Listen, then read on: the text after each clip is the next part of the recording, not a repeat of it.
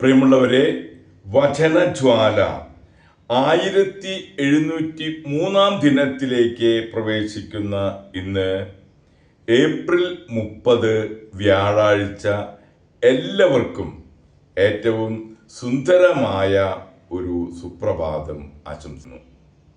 പ്രിയമുള്ളവരെ, നമ്മിൽ നിന്ന് ഒരു മാസം കൂടി കടന്നു പോകുകയാണ്. ഈ ഏപ്രിൽ മാസത്തിൽ ദൈവം നമുക്ക് കനിഞ്ഞു നൽകിയ ഓരോ അനുഗ്രഹങ്ങൾക്കും നമുക്ക് പ്രത്യേകം നന്ദി പറയാം. ഇന്നത്തെ വചന വായനയിൽ ബാറൂക്കിന്റെ പുസ്തകം 5-ാം അധ്യായം 1 മുതൽ 9 വരെയുള്ള തിരുവാക്യങ്ങളും 6-ാം അധ്യായം 1 മുതൽ 7 വരെയുള്ള തിരുവാക്യങ്ങളുമാണ് നാം ശ്രവിക്കുക. ജെറൂസലേം, നീ ദുഃഖത്തിൻ്റെയും പീഡനത്തിൻ്റെയും വസ്ത്രം മാറ്റി ദൈവത്തിൽ നിന്നുള്ള മഹത്വത്തിൻ്റെ സൗന്ദര്യം എന്നേക്കുമായി അണിയുക. ദൈവത്തിൽ നിന്നുള്ള നീതിയുടെ മേലങ്കി ധരിക്കുക. നീതിന്യായവന്റെ മഹത്വ കിരീടം ശിരസിൽ അണിയുക. ആകാശത്തിന് കീഴിൽ എല്ലായിടത്തും ദൈവം നിന്റെ തേജസ് വെളിപ്പെടുത്തും. നീതിയുടെ സമാധാനവും ഭക്തിയുടെ മഹത്വവും എന്ന് ദൈവം എന്നേക്കുമായി നിന്നെ പേര് വിളിക്കും. ജെറൂസലേം, ഉണരുക, ഉയരത്തിൽ നിന്ന് കീഴോട്ട് നോക്കുക. പരിശുദ്ധനായവന്റെ കൽപ്പനയനുസരിച്ച് കിഴക്കു നിന്നും പടിഞ്ഞാറു നിന്നും ശേഖരിക്കപ്പെട്ട നിന്റെ മക്കളെ കാണുക. ദൈവം നിന്നെ സ്മരിച്ചതിൽ അവർ ആനന്ദിക്കുന്നു. ശത്രുക്കൾ അവരെ നിന്നിൽ നിന്ന് വേർപ്പെടുത്തി നടത്തിക്കൊണ്ടുപോയി. എന്നാൽ ദൈവം അവരെ സിംഹാസനത്തിൽ എന്ന പോലെ മഹത്വത്തിൽ സംവഹിച്ച് നിന്നിലേക്ക് മടക്കിക്കൊണ്ടുവരും. ഉന്നതഗിരികളും ശാശ്വത ശൈലങ്ങളും ഇടിച്ചു നിരത്തും. താഴ്വരകളും നിരത്തി നിരപ്പുള്ളതാക്കാനും ദൈവം കൽപ്പിച്ചിരിക്കുന്നു. ഇങ്ങനെ ഇസ്രായേൽ ദൈവത്തിൻ്റെ മഹത്വത്തിൽ സുരക്ഷിതമായി നടക്കും. ദൈവത്തിൻ്റെ കൽപ്പനയനുസരിച്ച് വനങ്ങളും സുഗന്ധവൃക്ഷങ്ങളും ഇസ്രായേലിനെ തണലേകി. തന്നിൽ നിന്ന് വരുന്ന നീതിയും കാരുണ്യവും കൊണ്ട് ദൈവം സന്തോഷപൂർവം ഇസ്രായേലിനെ തൻ്റെ മഹത്വത്തിൻ്റെ പ്രകാശത്തിൽ നയിക്കും. അവിടുത്തെ കാരുണ്യവും നീതിയും അവർക്ക് അകമ്പടി സേവിക്കും. നമ്മൾ 6-ാം അധ്യായത്തിലേക്ക് പ്രവേശിക്കുന്നു.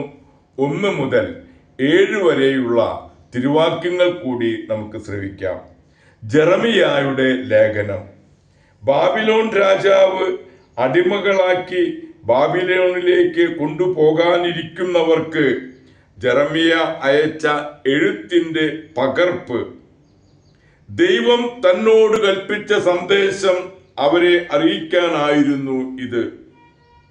ദൈവസന്നിധിയിൽ നിങ്ങൾ ചെയ്ത പാപം നിമിത്തം ബാബിലോൺ രാജാവായ നബുക്കദ്നേസർ നിങ്ങളെ ബാബിലോണിലേക്ക് തടവുകാരായി കൊണ്ടുപോകും.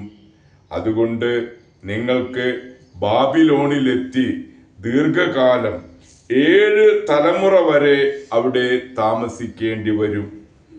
അതിനുശേഷം ഞാൻ നിങ്ങളെ അവിടെ നിന്ന് സമാധാനത്തിൽ തിരിച്ചു കൊണ്ടുവരും. നിങ്ങൾ ബാബിലോണിൽ വെള്ളി, സ്വർണം, മരം എന്നിവ കൊണ്ട് നിർമ്മിച്ച ദേവന്മാരെ കാണും. മനുഷ്യൻ അവയെ തോളിൽ ചുമക്കുന്നു. ജനതകൾ അവയെ ഭയപ്പെടുന്നു. ജനതകളെപ്പോലെ ആകാതിരിക്കാൻ ശ്രദ്ധിക്കുവിൻ. ഈ ദേവന്മാരുടെ മുൻപിലും പിൻപിലും നിന്ന് ജനക്കൂട്ടം ആരാധിക്കുന്നത് കാണുമ്പോൾ നിങ്ങൾക്ക് അവയോട് ഭയം തോന്നരുത്. എന്നാൽ നിങ്ങൾ ഹൃദയത്തിൽ പറയണം, കർത്താവേ, അങ്ങയെ ആണ് ഞങ്ങൾ ആരാധിക്കേണ്ടത്. എൻ്റെ ദൂതൻ നിങ്ങളുടെ കൂടെയുണ്ട്, അവൻ നിങ്ങളുടെ ജീവൻ കാത്തു സൂക്ഷിക്കുന്നു. ദൈവത്തിൻ്റെ തിരുവചനമാണ് നാം ശ്രവിച്ചത്. പ്രിയമുള്ളവരെ, ആഗോള കത്തോലിക്ക സഭയിൽ ഇന്ന് വിശുദ്ധ 5-ാം പിയൂസ് മാർപ്പാപ്പയെ അനുസ്മരിക്കുന്ന പൊൻസുദിനം. മൈക്കിൾ ഗിസ്ലിയേരി എന്നായിരുന്നു യഥാർത്ഥ പേര്. ചെറുപ്പം മുതൽ ഡൊമിനിക്കൻ സന്യാസികളുടെ കീഴിൽ വ്യാകരണം പഠിക്കുകയും 15-ാം വയസ്സിൽ സഭയിൽ ചേരുകയും 36-ാം വയസ്സിൽ പുരോഹിതനാവുകയും ചെയ്തു. 52-ാം വയസ്സിൽ സൂത്രി രൂപതയുടെ മെത്രാനായി. 53-ാം വയസ്സിൽ കർദിനാളായി. ഓരോ സ്ഥാനമാനങ്ങളും എളിമയും വിനയവും വർദ്ധിപ്പിച്ചതേയുള്ളൂ.